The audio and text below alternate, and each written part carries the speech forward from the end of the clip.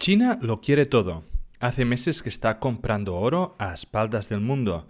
¿Está China buscando generar un nuevo circuito económico con los países BRIC? ¿Está China empujando a la desdolarización del mundo? ¿Volveremos a tener un patrón oro? Las respuestas a estas preguntas y muchas más en la entrevista de hoy. Bienvenidos amantes del subsuelo, bienvenidos a Charlando de Minas, el podcast en español para aprender e invertir en el mundo de los recursos naturales. Bienvenidos a un nuevo capítulo de Charlando de Minas, el único podcast en español dedicado al inversor minera. Hace unos días leí un post en LinkedIn muy interesante sobre el oro y el Banco Central de China, de cómo China no está contando la verdad sobre sus reservas de oro y la estrategia que está siguiendo en una desdolarización de la economía global. Le pregunté a su autor si quería venir a contarlo al podcast y hoy tenemos el placer de charlar con Carlas Iborra. Hola Carlas, ¿cómo estás? Hola, ¿qué tal? Un placer estar con vosotros. Pues muchas gracias por venir y sacar un poquito de tiempo para poder explicar un poco el post y así abrirlo de alguna forma, porque creo que la temática es muy interesante para nosotros. Pero antes de empezar, Carlas, ¿podrías presentarte brevemente y explicar a la audiencia tus estudios y experiencia? Por supuesto, es un perfil el mío un poco, te diría, poco habitual, pero se puede resumir diciendo que he repartido mi carrera básicamente en dos etapas, una dedicada íntegramente a temas de consultoría empresarial, consultoría de negocio y muy concretamente consultoría estratégica. Con algunas de estas grandes multinacionales americanas que estarán en la cabeza de algunas personas. Y por otro lado también he dedicado muchos años a el área o el negocio del asesoramiento patrimonial. ¿De acuerdo? Básicamente Perfecto. lo que se conoce como gestión de grandes patrimonios y de ahí también provocado de algún modo por mi tremendo interés por los mercados financieros. Y la verdad es que ahora mismo estoy combinando ambas actividades y esto me permite pues abundar tanto en el área de negocio, que siempre ha sido algo que me ha fascinado. Yo soy licenciado en Administración y Dirección de Empresas por ESADE. Tengo un MBA también que obtuve en Estados Unidos, en el Massachusetts Institute of Technology, más conocido como MIT. Y Ujú. también tuve oportunidad de estudiar en la Universidad de Chicago. Bueno, la verdad es que en ese sentido me considero un privilegiado al haber tenido acceso a entidades pues, muy reconocidas. Sí, sí, no, realmente un currículum muy potente y también es muy interesante pues tener esta visión, ¿no? De los negocios y de todo a la hora de invertir y de poder pues tener esta visión a veces un poco diferente de la puramente económica. Entonces, vamos a centrarnos en lo que descubrías o explicabas en el artículo, ¿no? Para aquellos que queráis acceder al artículo, hemos dejado el link en la misma descripción del capítulo de hoy. Creo que estamos, ¿no? O esta generación, estamos presenciando el atardecer de Estados Unidos como fuerza económica mundial. Y hace años de que China está demostrando que ya no solo quiere ser la fábrica de Occidente, sino que quiere tener un rol mucho más importante en la economía mundial. Con la guerra de Ucrania ha quedado claro que el mundo globalizado se está polarizando en diferentes grupos de países. China en los últimos años, de una forma muy inteligente, se ha hecho muy fuerte en la producción e importación de materias primas. Ha invertido mucho en África para poner en marcha diferentes mineras de metales, tanto industriales como preciosos, un poder que creo que Occidente está infravalorando. En este sentido, en tu artículo empiezas explicando que China es ya el mayor productor y uno de los mayores importadores netos de oro. ¿Es esto así? Efectivamente. Vamos a ver, si hacemos un repaso histórico al mercado de la producción de los países que han destacado por la producción de oro, veremos que el país que ocupaba con diferencia la primera posición era la República de Sudáfrica, que alcanzó una producción de 1.000 toneladas, tremendamente por encima de cualquier otro país. y estamos hablando de aproximadamente el año... disculpad que estoy consultando datos. Esto debía ser en el año 1970.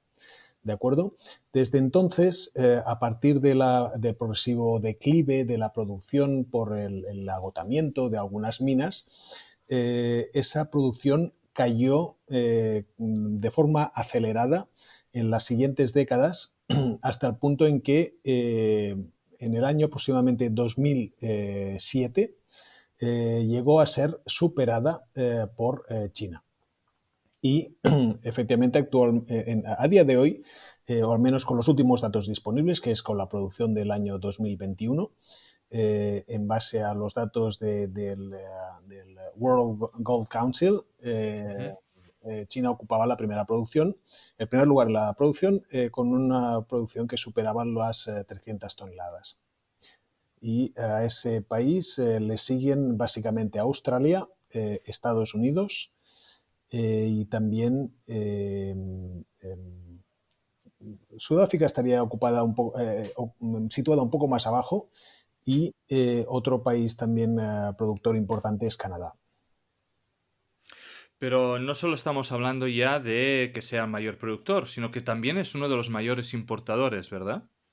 Correcto. En este sentido, lo que acabas de comentar, Amadeu, es una cuestión que ya nos permite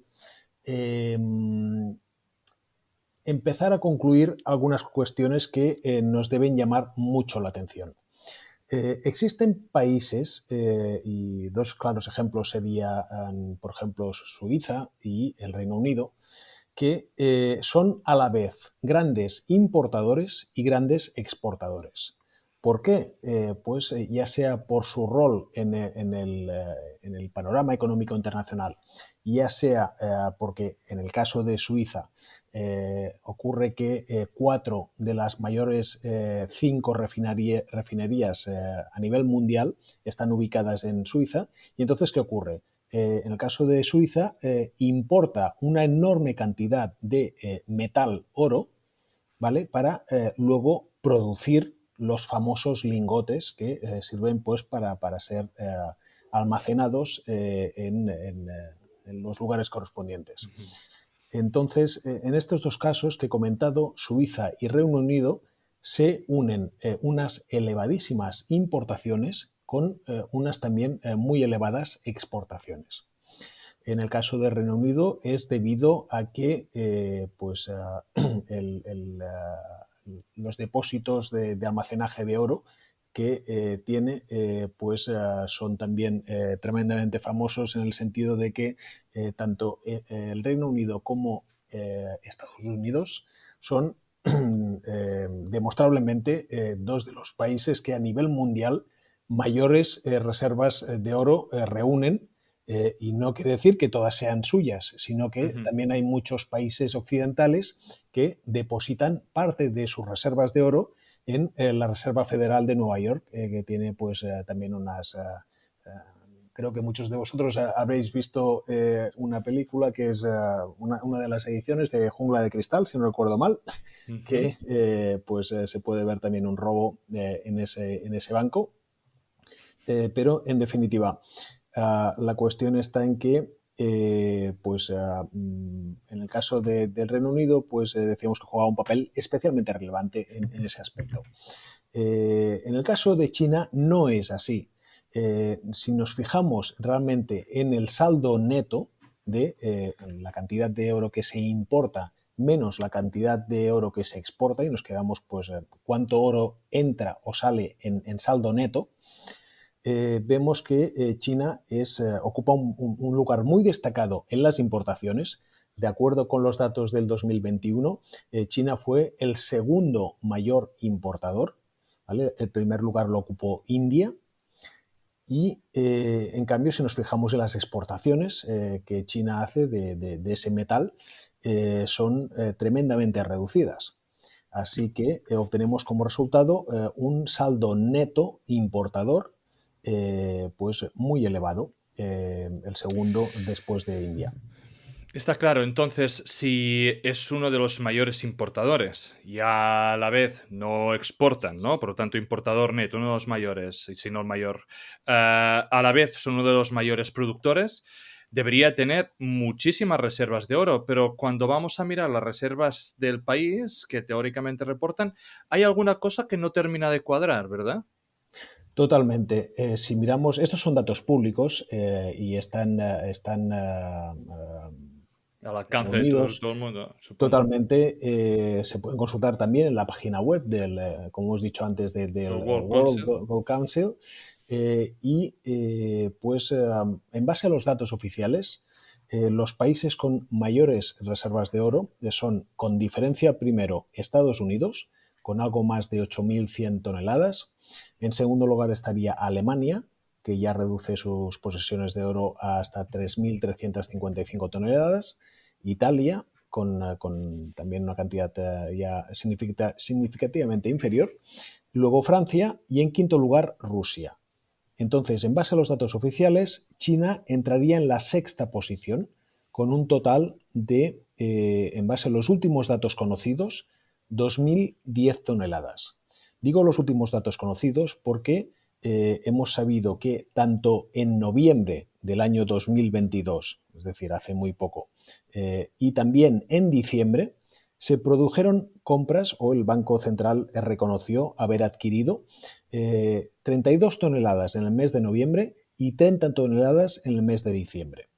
Y con esto el saldo total oficial ascendió hasta 2.010 toneladas. Esta cantidad, que todavía se situaría por debajo de las reservas de oro de Rusia, digamos que, como bien decías ahora, genera muchas preguntas y muchas dudas. ¿Por qué? Pongamos algunos ejemplos. En primer lugar, podríamos decir que las reservas de oro es una de las formas que tienen los países para guardar sus reservas. Otra forma muy habitual es, en lugar de un metal como el oro, que es hasta cierto punto se podría decir pues una tradición guardar oro, ¿no? Porque Ujú. es fácil de guardar. Eh, pero la mayor parte de las reservas en la mayoría de los países se guardan en divisas, ¿de acuerdo? Y si comparamos el volumen de oro, el valor de ese oro, con el total del valor de las reservas internacionales que tiene el país, en este caso China, China es con diferencia el país que más reservas internacionales posee. ¿Por qué? Pues por una razón muy sencilla también.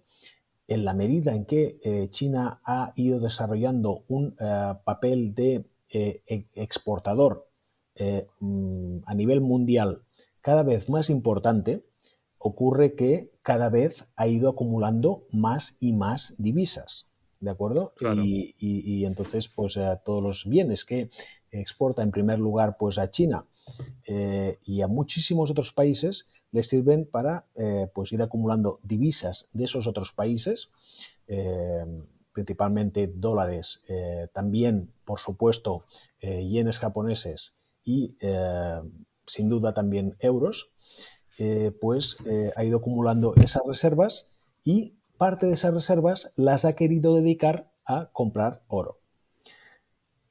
Aquí entramos de nuevo en el debate que antes comentabas, Amadeu, en el sentido de que este nuevo entorno que tenemos planteado a nivel geopolítico introduce cambios que provocan variaciones en el comportamiento de algunos países. Probablemente las personas que nos estén escuchando recordarán que con motivo del inicio de la guerra de Ucrania, eh, Rusia sufrió una serie de sanciones. Ujú. Entre ellas, las reservas que el Banco Central de Rusia tenía depositadas en diversos otros bancos, en diversos países, esas reservas fueron bloqueadas. Eran reservas en divisas que de alguna forma se convirtió el uso de divisas en un arma y eso Claro. tiene profundas consecuencias. Entonces, pues claro, ante esa situación, si países como Rusia llegan a la conclusión de que, bueno, resulta que lo que tengo depositado en otras jurisdicciones me lo pueden bloquear o incluso se lo pueden quedar, me lo pueden Sí, quitar porque bloquear, quieren, quitar el poder. Entonces, pues claro. si quieren, por ejemplo, compensar los daños que se haya podido causar o destrozos que se haya causado, pues en este caso a Ucrania, ¿no? Pues entonces los países propietarios de estas posesiones llegan a la conclusión de que, más vale que vaya con cuidado en qué instrumento guardo mi dinero, Ujú. porque puede que me quede sin él. En el Sí, caso, lo único que esto no termina de explicar y a ver que tú tienes es por qué mienten con el número, ¿no? Parece que correcto. está claro de que están acumulando, se ve claramente pues con la guerra de Ucrania que hay un peligro en tener reservas en otros bancos, en tener reservas en otras divisas, en tener reservas en forma de deuda, en varias cosas, pero es extraño, ¿no? Pensar de por qué no están diciendo la verdad o por qué no son transparentes en este momento. Bueno, porque no viene este momento, ¿no? En el artículo publicas en 2015 y había un artículo de Bloomberg donde decían de que estaban, que las cuentas no cuadraban, ¿no? Entonces, ¿cuál es tu teoría respecto a esta falta de transparencia? Que, a ver, China ya sabemos que es un país poco transparente per se, pero aquí está claro que lo está haciendo adrede y más cuando comparas los números que están a la vista de todo el mundo. Correcto. Vamos a ver, aquí hay varias cosas que comentar. En primer lugar, abundando en estos ejemplos que ponías, voy a plantear un par de preguntas Vale. que nos van a permitir ver si tiene algún sentido que actualmente China tenga el volumen de oro que dice tener. ¿Creemos que tiene algún sentido el hecho de que China, una economía que en la actualidad es muchísimo mayor que el caso de Rusia, la Federación Rusa, pues posea menos oro que la Federación Rusa? Aquí alguien podría argumentar que, bueno, Rusia es la que actualmente está sometida a sanciones importantes y en Ujú. ese sentido puede tener especial interés en incrementar su acumulación de oro porque no le se arriesga a que Los le bloqueen. sustraigan los dólares que pueda tener o otras divisas emitidas por otros países. Pero bueno, si tenemos en cuenta que Rusia tiene un tamaño, el PIB de Rusia es tremendamente más pequeño que el chino, pues en base a la cultura que existe en ambos países para tratar de acumular oro, esto en el caso de China es especialmente acusado, no tiene demasiado sentido las proporciones que ambos países acumulan. Pongamos otro ejemplo todavía más claro, el caso de Italia. Hemos dicho que Italia era, en base a las estadísticas oficiales, el tercer país que más oro acumula en reservas, un total de 2.452 toneladas. Ocurre que Italia tiene un PIB, un Producto Interior Bruto, que es una octava parte del de China, ¿de acuerdo? Y además ocurre que si miramos el total de millones que componen este Producto Interior Bruto, ocurre que China, tan solo con sus reservas de divisas, ya tiene muchísimo más dinero que este total de Producto Interior Bruto de Italia. Entonces, de nuevo, subrayamos la pregunta. ¿Tiene algún sentido decir que China, con la tradición que tiene de acumular oro, siendo el principal productor mundial y uno de los mayores importadores a nivel mundial, posea menos oro que el caso de Italia? Sinceramente, no Claro. tiene ningún sentido. Y todavía una última pregunta que ya definitivamente nos aclara que hay algo que no cuadra y no suma. En base a las estadísticas oficiales, también podríamos afirmar, cosa con la que yo personalmente no puedo aceptar o no estoy de acuerdo en base a las evidencias disponibles, que China posee menos oro que la suma de los siguientes países: Taiwán, Kazajstán, Turquía, Uzbekistán y Portugal.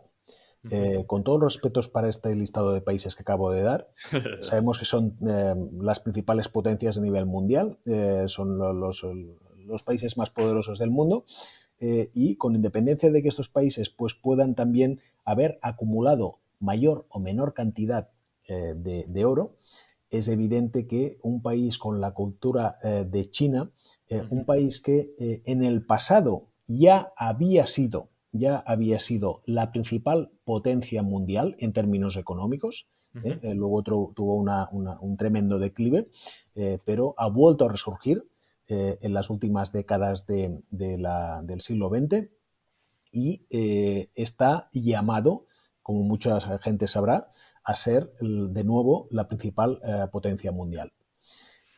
Pues en definitiva, claro, con esta foto no parece que nos podamos creer, y ya se ha puesto en duda en el pasado, como comentabas, con algún estudio, que en la actualidad China acumule tan solo 2.010 toneladas de oro. Con todo esto, ¿tú crees que China a día de hoy tiene mayores reservas de oro que Estados Unidos? Esa cuestión que sí que decidí recoger en el título del artículo que escribí, que como ha dicho Amadeo, pues cualquier persona puede leer en LinkedIn. Creo que se ha incluido pues el enlace. Es una afirmación de alto nivel. Ahí me atrevería a decir que los datos disponibles permiten llegar a esa conclusión y, sin embargo, exige esa conclusión para ser probada, hasta que no lleguemos al punto en que China reconozca abiertamente cuál es el volumen de oro que acumula actualmente, porque claro, aquí tenemos que preguntarnos ¿qué razones puede tener China para ocultar ese volumen? Exacto. Pues si queréis tratar un poco esas cuestiones, pues sí que existen algunas razones por las cuales pues no le convendría a día de hoy a China reconocer las mayores reservas de oro del mundo. ¿Vale? Sí que le puede convenir en los próximos años, pero no ahora. ¿Por qué razones? En la medida en que esa acumulación se ha multiplicado, se ha acentuado muy notablemente a lo largo muy concretamente los últimos 20 años, hay que tener en cuenta que a principios del año 2000, creo que fue el 2003, China crea la Bolsa de Oro de Shanghái y todo el oro que China importa pasa por ahí. Entonces, es también la voluntad de crear un mercado propio, así como existe la Bolsa de Metales de Londres o el mercado COMEX de Chicago, pues en el caso de China también pretende crear un referente. Pero la cuestión es, como todos sabemos, que China es en la actualidad un país con un saldo neto exportador, hablo en general de bienes y también servicios, pero muy particularmente de bienes, muy importante. A cualquier país exportador lo que no le conviene para nada es tener una divisa realmente fuerte. Porque en la medida en que la divisa sea fuerte, se encarecen sus bienes y entonces no resultan tan competitivos como en el caso de tener una divisa más débil. Y esa es una cuestión que a China sin duda le tiene que preocupar. Pero otra de los elementos que también resultan cuanto menos sorprendentes es que, en base a la cultura de acumulación de riqueza que existe y ha existido durante siglos en China, porque sí, a ver, todos somos conscientes que parece existir un régimen comunista, ¿no? Y aquí cuando la gente nos habla de comunismo pensamos, ¿no? Aquí todo es de todo y entonces no existen los incentivos para que la gente se esfuerce, pero no es exactamente así. Si habéis tenido la oportunidad de visitar ese país, estaréis convencidos y lo habréis experimentado en primera persona, que allí todo el mundo va a lo suyo, va a esforzarse, a intentar lograr suficiente dinero para comprarse una vivienda y poder mantener un buen nivel de vida. Y de hecho, un histórico dirigente, de esto también hago algún comentario en el artículo, eh, un histórico dirigente como Deng Xiaoping en el siglo XX se atrevió a mencionar que hacerse rico es glorioso. Esto en China. Actualmente en China se produce la mayor concentración de millonarios en el mundo justo después de Estados Unidos. Y la posesión de oro pues es un símbolo de poder, de riqueza, de longevidad y también de felicidad. Así que el oro para los chinos no es un metal raro y algo completamente ajeno, sino que pues es algo que sin duda tienen muy en cuenta. Sí, entonces, que tantos países, ¿no? Porque has nombrado a varios y se puede ver en el artículo, sobre todo los que no están en el eje de Estados Unidos-Europa, sobre todo los BRIC, ¿no? Digamos, están comprando oro. Combinado con esta polarización del mundo que estamos viendo, significa que nos podemos ir a un escenario donde una parte de la economía mundial vuelva a tener un patrón oro. Esa es una cuestión que veo más bien complicada. Sí que, tratemos de hacer un poco de memoria. Como sabréis, en base a, ya entramos en historia puramente económica, el sistema que existía y que se rompió en los años 70, que era el Ujú. sistema que se creó en Bretton Breton. Woods, Ujú. en base a una reunión de muchos países, se decidió establecer el famoso patrón oro. Eh, Ese patrón tenía una serie de ventajas, pero también una enorme desventaja, eh, que fue la clave de que el sistema se viniese abajo. Y era el hecho de que cada creación de dinero por parte de los bancos centrales debía estar de algún modo soportada por Por oro. stock de oro. Ujú. Entonces no ocurría como ocurre ahora, en el cual tenemos una situación, el extremo opuesto, en el cual cualquier banco central, ya sea el europeo, la Reserva Federal en Estados Unidos, el Banco Central del Reino Unido o Suiza, pues necesitan crear miles de millones de su propia moneda y lo hacen pues dándole a la maquinita. No es necesario soportarlo con oro básicamente es una política monetaria tremendamente más flexible y adaptable a las necesidades que en cada momento puede tener cada economía. Cuando estableces un patrón rígido que debe estar soportado por la cantidad de oro correspondiente, no es posible hacer esa magia. Entonces, la verdad es que volver a un patrón estricto oro sería tremendamente difícil para muchas economías.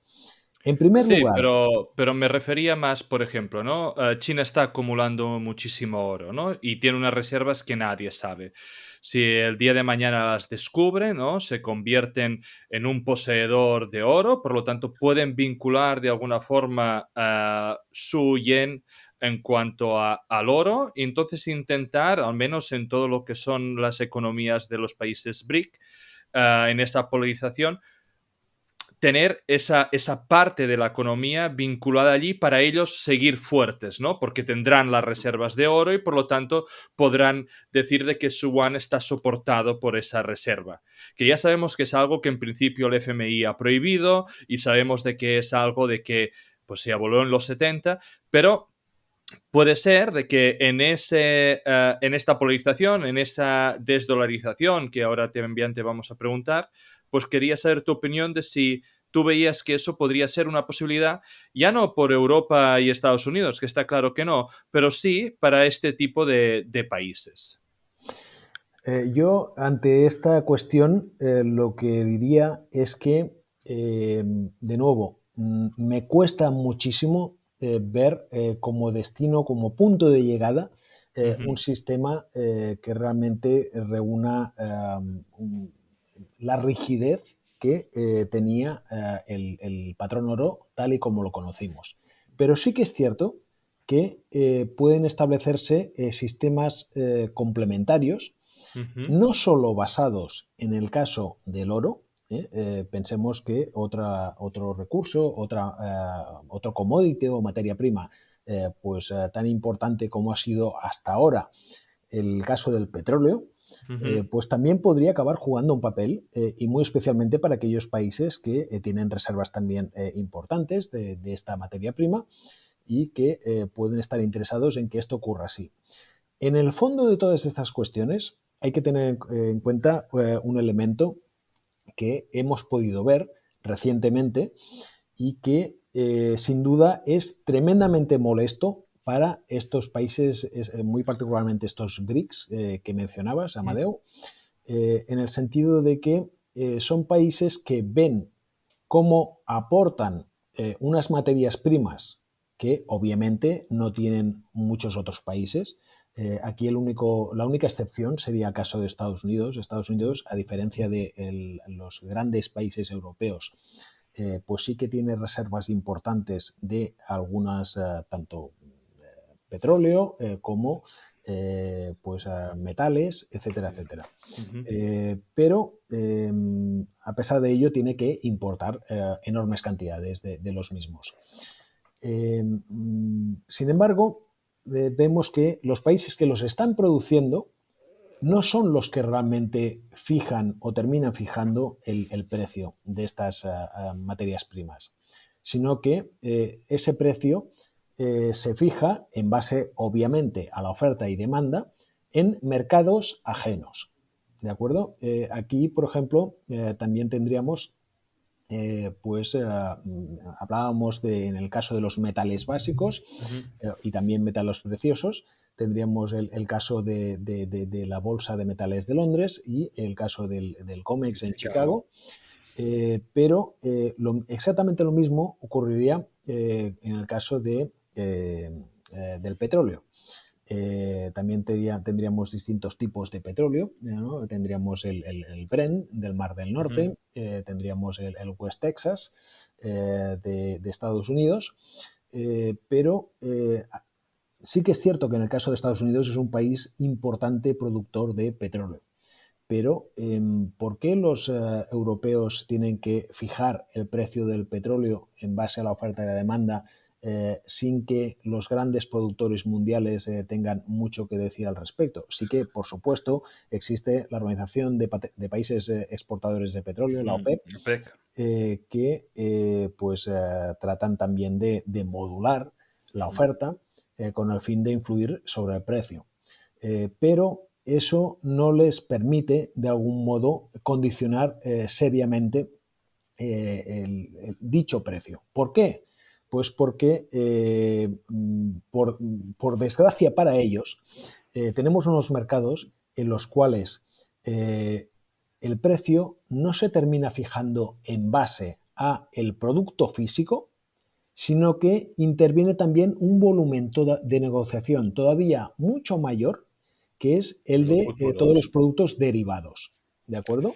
Y como todos esos productos también se pueden multiplicar tantas veces como se quiera, en base a la oferta y demanda, pues eso acaba influyendo sobre la fijación del precio. y es lo que de algún modo lleva a todos estos países productores del bien físico a acabar pues ciertamente enfadados y molestos porque bueno, de una forma un poco etérea, por decirlo así, y permitidme la simplificación, ven cómo se tira el precio de sus productos o se encarece sin que quede muy claro qué es lo que está pasando. Pero estoy completamente de acuerdo contigo. Todo el mercado de futuros no deja de ser una especulación y un tipo de... bueno, y hay unos chanchullos allí bastante importantes. Hace poco, ¿no? El año pasado teníamos cuando el London Metal Exchange cerró el níquel, porque había un multimillonario chino que perdería todo su dinero porque le habían cogido, ¿no? Con la burbuja en medio del níquel y se hizo una cosa completamente arbitraria como para que esto no fuera así.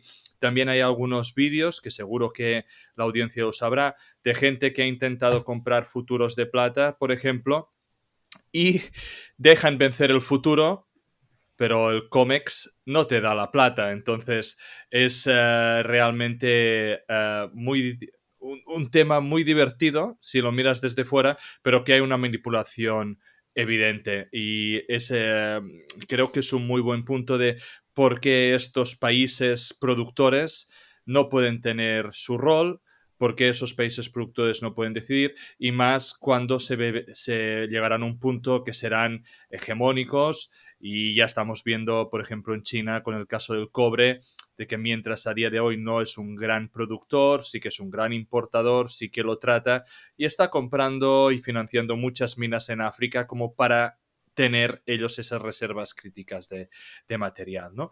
Y en un Totalmente. sentido parecido, vemos que ha habido diferentes acciones, ¿no? En parte para desdolarizar el mundo, ¿no? Tú hablabas antes de Rusia, ¿no?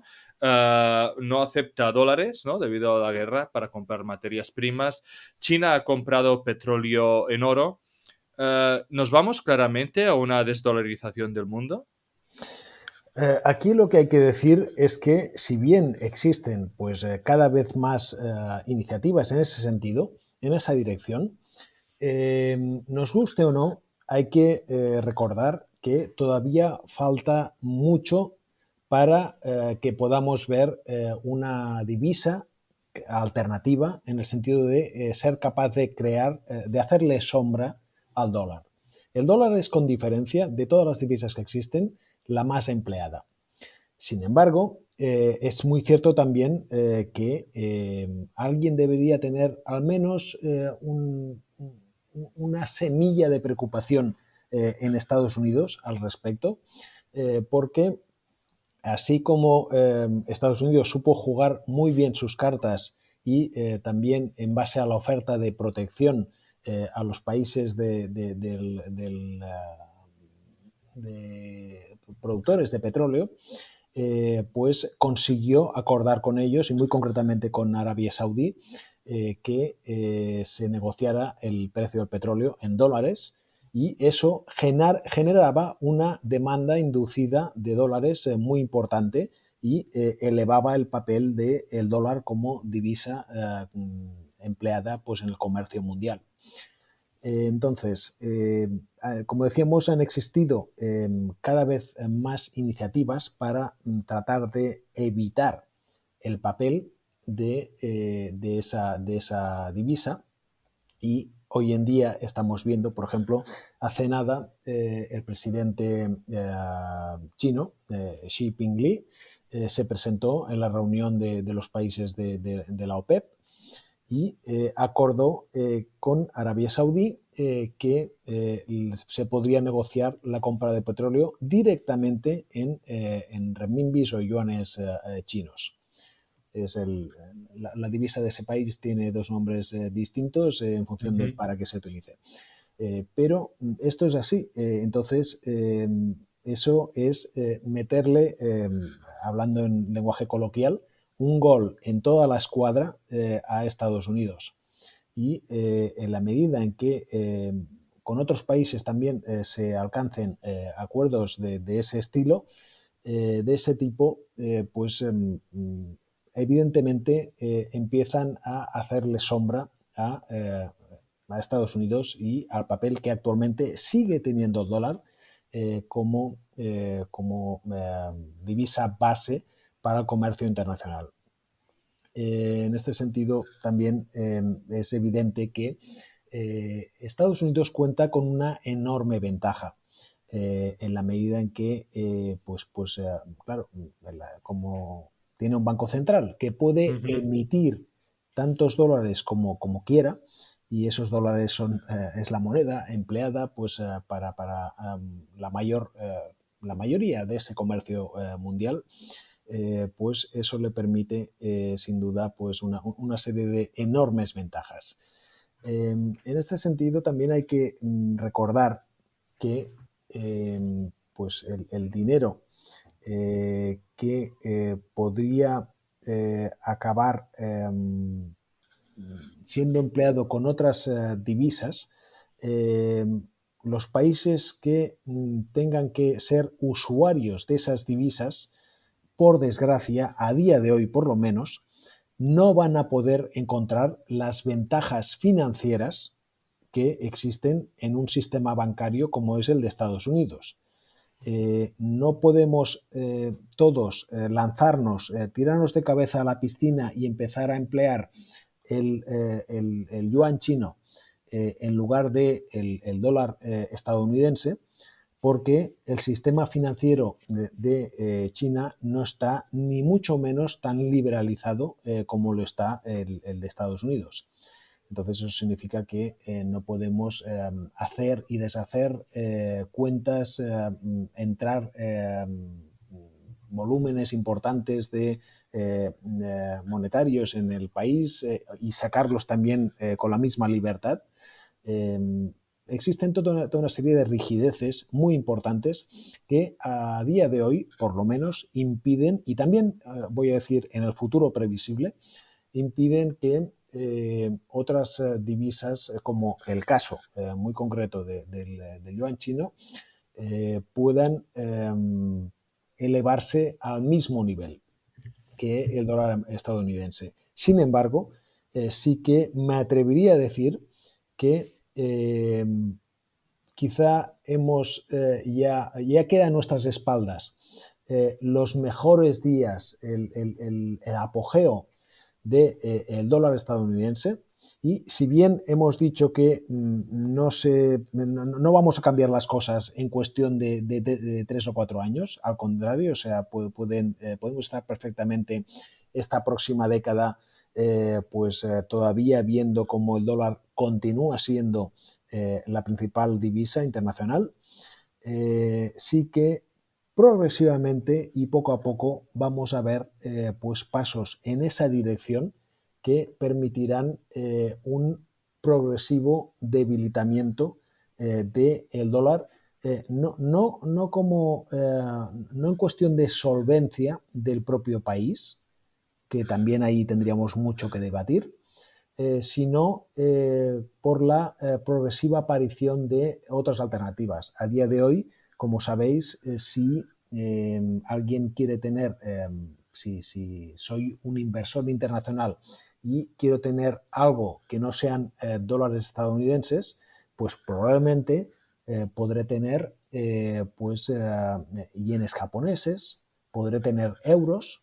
Quizá tendré también algunas libras esterlinas, a pesar de que, como sabéis, el Reino Unido no es ni la sombra de lo que llegó a ser en el pasado, pero sigue siendo una moneda pues que bueno, tiene su reconocimiento. En cambio, difícilmente me lanzaré a la piscina de los yuanes chinos, a pesar de que con estos movimientos que hemos comentado hace unos minutos, sí que de forma progresiva se va a estar empleando cada vez más la moneda propia, la divisa propia de un país que actualmente ya tiene unos intercambios en términos de comercio pues todavía más importantes con el resto del mundo que no en el caso de Estados Unidos.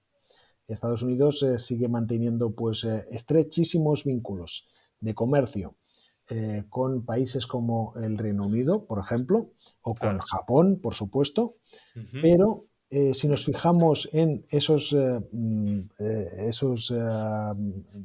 flujos comerciales, en el caso de China, veremos que ya ocupan la primera posición por delante de los que tiene Estados Unidos, no solo en el caso de muchos países europeos, sino, no digamos ya con países africanos, con países, por ejemplo, también como Australia. Australia tiene un socio comercial que es China como primer socio comercial y, en definitiva, las cosas van a seguir cambiando. Ahí tenemos que estar atentos porque, si bien, insisto, esto no cambia de un año para otro, pero la tendencia es cuanto menos preocupante, partiendo de donde partíamos, que era un casi monopolio por Claro, una parte del dólar. hegemonía. Perfecto. Para terminar, la última pregunta, cortita. Para 2023 podría ser un año interesante para el oro. Hay un posible pivote de la Fed, una inflación que podría ser sostenida por encima de los tipos. Puede que sigan imprimiendo, sigue habiendo un incremento de masa monetaria. ¿Qué opinas? ¿Cuál es tu visión para el oro para este año?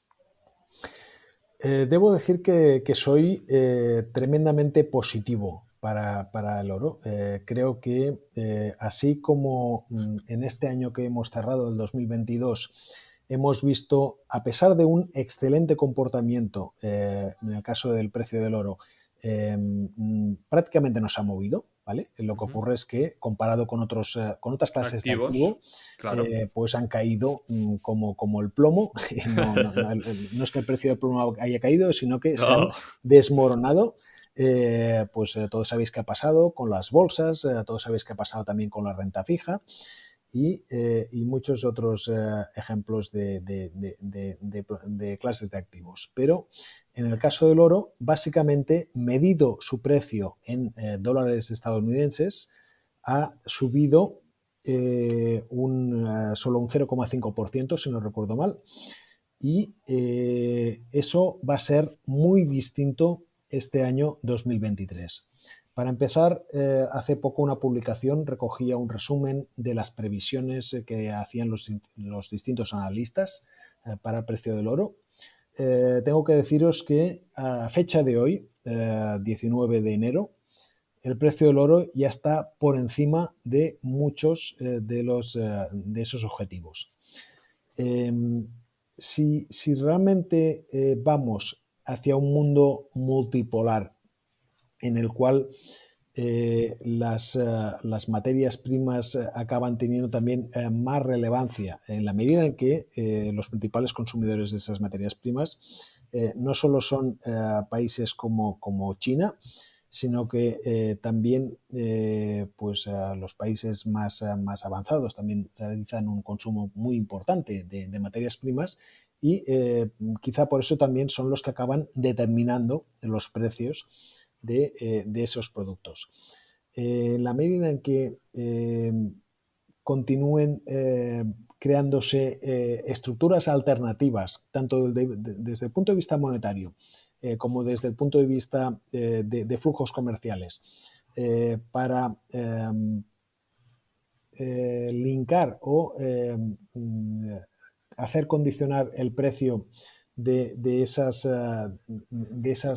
posibles divisas alternativos a determinadas reservas de productos, como por ejemplo, sí que podría ser el oro un caso, pero podrían existir, ya hemos dicho, otros ejemplos, como el caso del petróleo o de otros productos que son amplísimamente utilizados. Entonces, allí podemos ver cambios importantes. En cualquier caso, en el caso del oro, no me extrañaría nada en un corto plazo de tiempo ver cómo el precio se consolida por encima de los $2.000 por onza y ver, algunos analistas están hablando incluso de estar viendo este año sin ningún género de problemas los $2.500. Esto sería un cambio importante. Aquí hay que tener en cuenta también el comportamiento que suele tener el oro, en el sentido de que si hacemos un análisis también desde el punto de vista técnico, pues presenta un aspecto, diría que muy positivo, y además también el oro ha sido un mercado que tradicionalmente ha visto cómo su precio se veía también condicionado o limitado por toda la actividad que hablábamos hasta hace poco de los derivados, ¿no? Claro. En la medida en que el oro ya no tiene ese papel de intercambio físico, aquí todos los bancos que operan en el mercado físico del oro, tanto en Londres como en Estados Unidos, tienen carta verde para vender todo el oro que quieran, sabiendo que no se les va a exigir en ningún momento que aporten el La metal físico. seguridad, claro. Pues perfecto, muchísimas gracias Carlas por tu tiempo y por venirnos a contar tu publicación y para explicar de alguna forma por qué China creemos de que está mintiendo en sus reservas, por qué creemos de que tiene muchas más de las que cuenta y cómo se está copiando de este brillante metal. A la audiencia os animo a seguir a Carlas en LinkedIn porque hace mucho contenido de calidad y veréis muchos artículos interesantes en esta temática. Así que nada, muchas gracias Carlas por tu tiempo. Muchísimas gracias por tenerme, de verdad. Descargo de responsabilidad. Cualquier contenido que aparece en Charlando de Minas no es una recomendación de inversión. Amadeu Bonet y cualquier invitado no son asesores de inversión. Nosotros podemos tener algún interés en las compañías mencionadas en esta publicación. Asume que podemos tener sesgos y que no somos imparciales. Estos capítulos no dejan de ser un relato en mi aprendizaje en la inversión del mundo de las materias primas. En este podcast vamos a intentar sacar contenido educativo, entrevistas con empresas y tesis de inversión para que juntos podamos aprender de este fascinante mundo del subsuelo. Si crees que el contenido vale la pena, por favor dale me gusta, suscríbete al canal y compártelo. Soy Amadeu Bonet, bienvenido a Charlando de Minas.